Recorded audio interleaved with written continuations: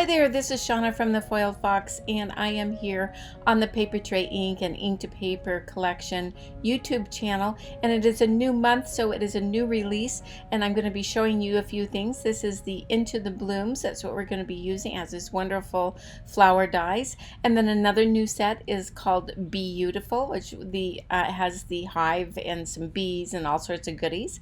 And then, of course, it has a matching die set.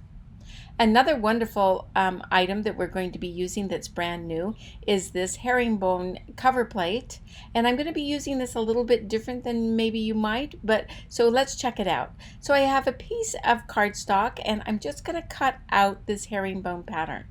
And this is what it looks like when it's cut out. And now I have a card panel. This is just slightly less than 4 by 8 1/4.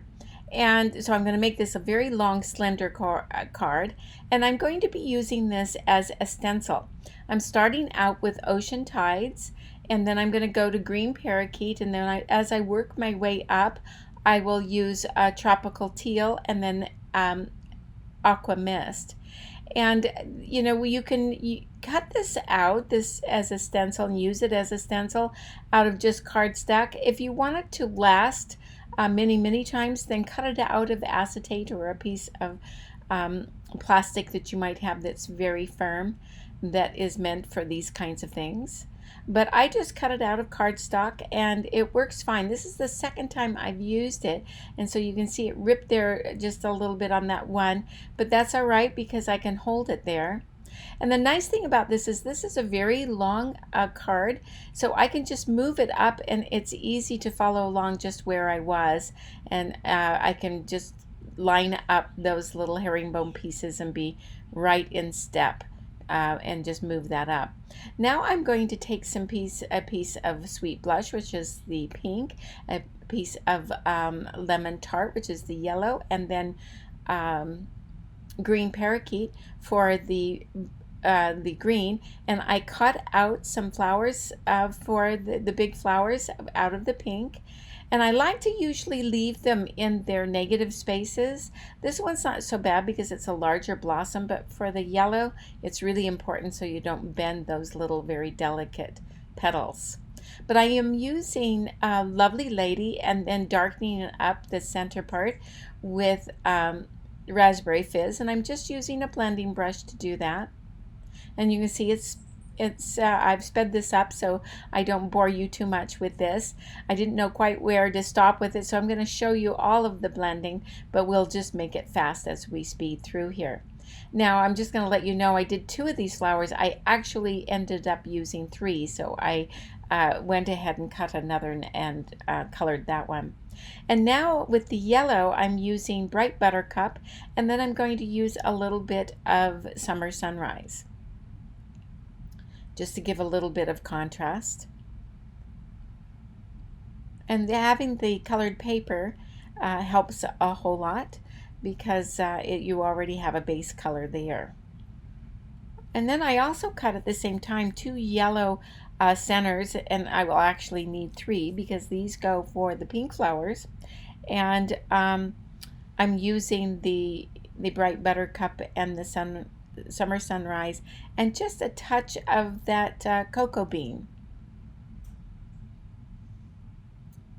I'm just going to go around those edges. These are going to be for the centers.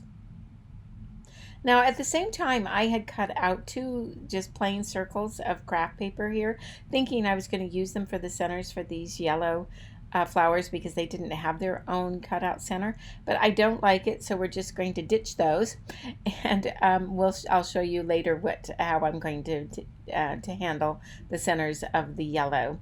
And now on to the leaves. I am using Green Parakeet, New Leaf, Ripe Avocado, and just a little bit of Aqua Mist. I do like that color in there.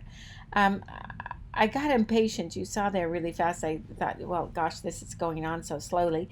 So I put on a little bit of, used just the pad directly onto the leaf. I don't recommend that. It didn't work as well as I liked. And I do like to use a variety of colors on my leaves. And then here I'm doing the stem, doing the same thing, using these colors, mostly the the new leaf and the ripe avocado. And now I'm going to assemble this because I have all those pieces done. I have a long card base out of white cardstock, and then I took a piece of, I think this is limeade ice, bitty big paper where it has this wonderful plaid, and I'm going to use the large plaid. These are papers that have a small plaid and a little plaid, and they also have polka dots and stripes. They're a great pack, and they're really great to use to accent your projects. So I place that. It's ever so slightly smaller than the card base, and then now you'll see that little border showing as I adhere this panel that we just made. Now I'm going to take a few of the bees from the beautiful stamp set. I'm going to stamp them with True Black. I'm gonna stamp 4 of them. I don't know if I'll use all of them. I always like to have a 1 or 2 more than I really need, just so that I have them on hand in case I do use them. And I'm going to just really simply color them with Y35 Copic marker and then the wings at BG0000. And it's just really quick drawing. And then I'm going to cut them out using the matching die set. So here's my bees, my flowers, and then I've got, my background mounted on my card base, and now I'm going to put my flowers together. I'm putting on those centers, and I'm just using a little bit of liquid glue. And I'm going to tentatively put them, kind of arrange them to see how I like them. And then I will get ready to put them in place and glue them down permanently. But first I want to get an idea where I want them. I'm just going to put a few little drops of glue for these stems.